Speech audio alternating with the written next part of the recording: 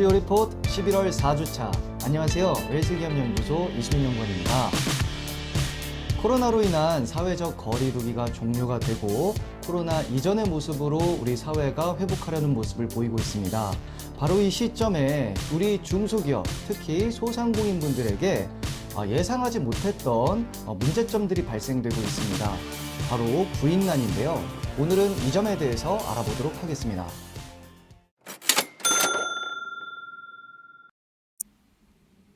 영업 제한 조치가 풀려서 이제는 좀 해볼만 하겠다라고 생각하는 순간 우리 소상공인분들에게는 넘어야 할 큰 벽이 하나 생기고 말았습니다. 바로 구인난인데요. 이는 우리나라에서만 벌어지고 있는 현상이 아닌 전 세계적인 현상이라고 볼 수가 있겠습니다. 팬데믹으로 인해서 많은 근로자들이 배달 직종과 같은 업종으로 이동을 했던 것이 그 원인이 될 수도 있겠고요. 알바를 할 바에는 차라리 지원금을 받는 편이 더 낫겠다라는 분석까지도 나오고 있습니다. 또한 코로나로 인해서 입국이 제한되었던 외국인 근로자 문제도 우리가 역시나 고려해봐야 할 문제이지 않을까 싶은데요. 결국 코로나로 인해서 비대면 업무가 팽창하게 되고 대면 업무가 움츠러들게 되는 노동시장의 대격변이 이루어지고 있다고 해도 과언이 아닐 것 같습니다.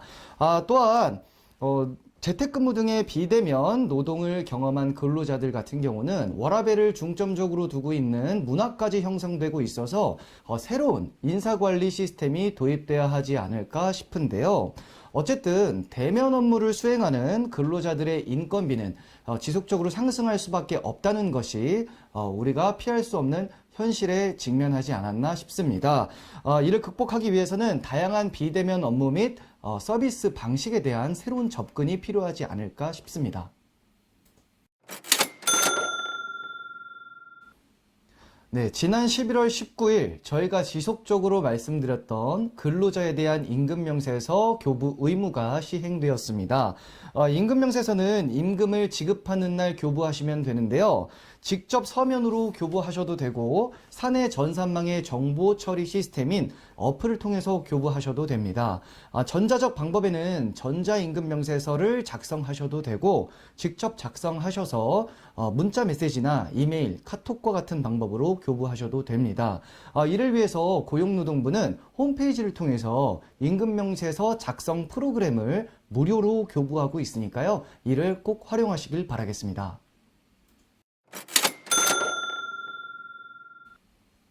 매년 쌓여가는 기업의 잉여금을 처분하기 위해서 또는 우리 자녀에게 자금 출처를 마련해주기 위해서 우리 대표님께서는 자녀에게 주식을 증여해야겠다는 생각을 한 번쯤은 해보셨을 겁니다. 이를 도와드리기 위해서 오늘 준비해봤습니다. 저희 웰스기업연구소 정울 소장님을 모시고 이에 대한 자세한 이야기를 들어보도록 하겠습니다.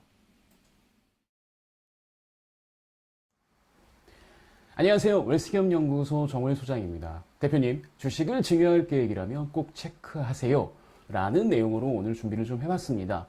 사실은 이제 증여를 해야 될 필요성들을 많이 느끼고 계실 겁니다. 왜냐면, 우리나라가 이제 좀 많이 변했죠. 예전에는 뭐 자녀한테 뭐 집 하나 해주는 거, 그 다음에 전셋값 마련해주는 거, 이런 것들이 이제 뭐 그냥 뭐 해줘도 뭐 부모가 당연히 해주는 것이지 라고 생각하는 문화가 좀 있었는데 어느 생각부터 이제 자녀에게 집을 만들어주고 뭔가 전세 보증금을 고액을 이제 주는 것 자체가 이제 사회적으로 이제 증여 이슈가 되게 이제 불기 시작했습니다. 게다가 설상가상으로 집값이 많이 올랐기 때문에 심지어 집값이 너무 올랐기 때문에 당연히 지금 사회생활을 시작하는 아이들 자체가 집을 자기가 벌어서 산다라는 개념 자체가 생기기 상당히 어렵다고 볼 수 있죠. 자, 그러다 보니까 어떤 일이 있었습니까? 네, 집을 이제 증여를 하거나 아니면 편법으로 뭔가 사주거나 했는데 이게 웬만한 이제 고액 아파트나 이런 것들을 취득함에 있어서는 자금 조달 계획서를 이제 제출을 하다 보니 이게 다 세무조사로 연결이 되면서 오히려 그냥 되게 안 좋은 결론이 많이 나게 되었죠. 그래서 현명하신 분들은 자녀에게 자신의 법인의 주식을 좀 일부 주고 그다음에 초과 배당이라든가 이런 형태로 아이의 자금 출처를 차곡차곡 만들어서 아이 명의로 집을 취득하게끔 직접 본인이 취득하게끔 하는 것들을 많이 했는데 문제는 이 초과 배당마저도 증여의 이제 대상이 되었기 때문에 솔직히 이제 쉽지는 않습니다. 이제 그러다 보니까 예전에는 자녀가 주식을 한 주만 갖고 있었으면 됐는데 이제 자녀가 주식을 갖고 있어야 될 게 너무 많아지니 이제 고민이 시작된 거죠. 그 예전에 증여한 것도 있고 뭐 하니까 아이고 주식 어떻게 하지? 라는 생각들을 하실 텐데 그래서 오늘 준비했습니다. 자, 첫 번째는요. 일단 주식을 증여하고 이제 자녀에게 유의미한 배당. 그러니까 예를 들어서 5% 갖고 있으면 1억 배당해봤자 아이한테 500밖에 안 가잖아요. 그리고 본인은 거기에 대해서 더 많은 소득세를 내셔야 되니까 솔직히 이건 별로 좋지 않은 건데 그럼에도 그렇다 보니까 당연히 자녀에게 주식 지분이 많아야 되는 이런 일들이 생긴 거죠. 그럼 이게 증여를 해야 되는데 이 증여를 하려고 봤더니 너무 비싸. 근데 문제는 이 주식을 평가하는 이게 보충적 평가 방법이라는 거죠. 그래서 사실은 진짜 중요한 게 이 평가를 한다는 거는 우리가 결산만 잘 보게 된다면 어느 정도 낮출 수 있다라고 생각하시면 될 것 같습니다. 자, 그러려면 먼저 올해 12월 31일 날 줄 것이냐 아니면 내년 1월 2일 날 줄 것이냐 이거에 따라서 또 유불리가 갈라지는 게 있습니다. 비상장 주식까지 평가를 할 때는 손익에 대한 가치와 자산 가치를 평가하는데 이 손익 가치는 회계년도 마감이 경과돼야만 반영이 됩니다. 그러니까 직전 연도, 직전 회계년도 기준인 거죠. 예를 들어서 12월 31일 날 증여를 한다고 한다면 직전 회계년은 당연히 작년이 되게 됩니다. 1월 2일이라고 한다면 직전 회계년도는 당연히 올해가 되겠죠. 자, 이 차이만 이용하셔도 어느 정도 소폭의 이 절세를 하실 수가 있습니다.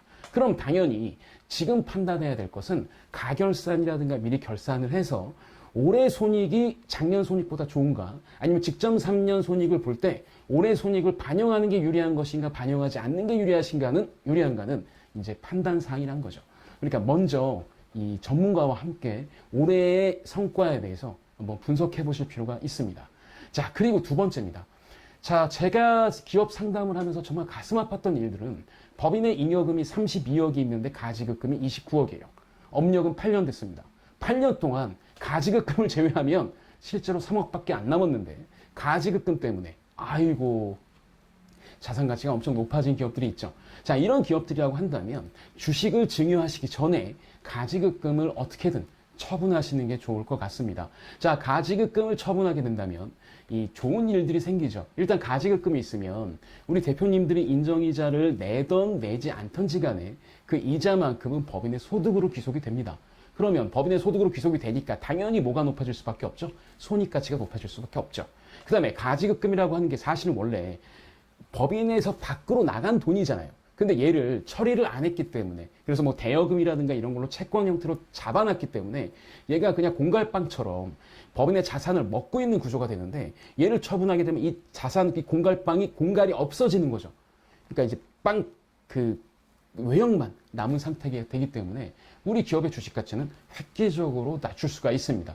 그래서 일단은 제가 생각하기에는 가지급금이 있다고 한다면 가지급금을 먼저 없애시는 게 가장 좋습니다. 이 없앨 때도요. 뭐 시중에서 많이 하는 뭐 특허권이라든가 이런 자산을 대체하는 것보다는 오히려 세금을 내고 얘를 밖으로 빼시는 게 훨씬 더 좋을 것 같다는 생각이 듭니다. 그 다음 또 하나. 사실 이거는 많은 대표님들의 고민이실 텐데요. 아마 부동산이 좀 있고 자녀가 이제 결혼을 하시거나 뭐 이러신 분들이라면 작년 7월 이전에 아마 부동산을 증여 많이 하셨을 겁니다. 자, 그런데 문제는 이 증여라는 게 10년 동안 합산이 돼서 평가가 된다는 거죠. 그러니까 이 부동산을 증여했는데 주식을 또 증여해? 야, 그러면 이게 기본적으로 세율 자체가 높아지기 때문에 아무리 먼저 냈던 증여세를 공제해 준다고 하더라도 부담이 될 수밖에 없다라는 거. 이건 알고 있으면 좋겠습니다. 그래서 많이들 하시는 게 어차피 이 기업을 자녀에게 물려줄 것이고 자녀가 현재 일할 계획이 있다라고 한다면 가업승계에 대한 주식 사전증여 특례를 이제 고민하실 텐데요. 이거를 적용하는 데 있어서 사업용 자산 비율이 높아야만 실효를 거둘 수가 있습니다. 그런데 가지급금 같은 것들은 대표적인 사업 무관 자산이기 때문에 이 공제가 들어갈 때 사업 무관 자산 비율만큼은 제외가 되거든요. 그러니까 당연히 가지급금은 이래저래 이렇게 여러 가지를 봤을 때 먼저 없애시는 게 훨씬 더 좋다라는 겁니다. 자, 그리고 만약에 저는 이렇게 생각을 합니다. 이 특례 적용을 하는 데 있어서 우리 대표님들이 이제 생각을 하셔야 될 게 이 특례 적용 제가 말씀드렸지만 진짜 좋은 건 딱 하나입니다. 일단 뭐 나중에 상속에 이제 포함이 되는 부분은 나쁜 부분이긴 하지만 일단 이렇게 한번 생각해 보시죠. 비상장 법인의 주식 가치를 평가한다는 건 계속 이제 이 그 산식을 가만히 보시게 되면 이익이 계속 나는 기업이라면 주식 가치는 계속 올라갈 수밖에 없어요. 그런데 이게 증여할 때 당시의 평가 금액으로 이제 나중에 합산이 되는 부분이 있기 때문에 이 부분에 대해서는 아무래도 먼저 증여하시는 게 좀 절세가 될 수 있죠. 그 다음에 특례를 활용하게 되시면 가장 좋은 점은 기존에 증여한 것과 합산이 되지 않는다는 겁니다.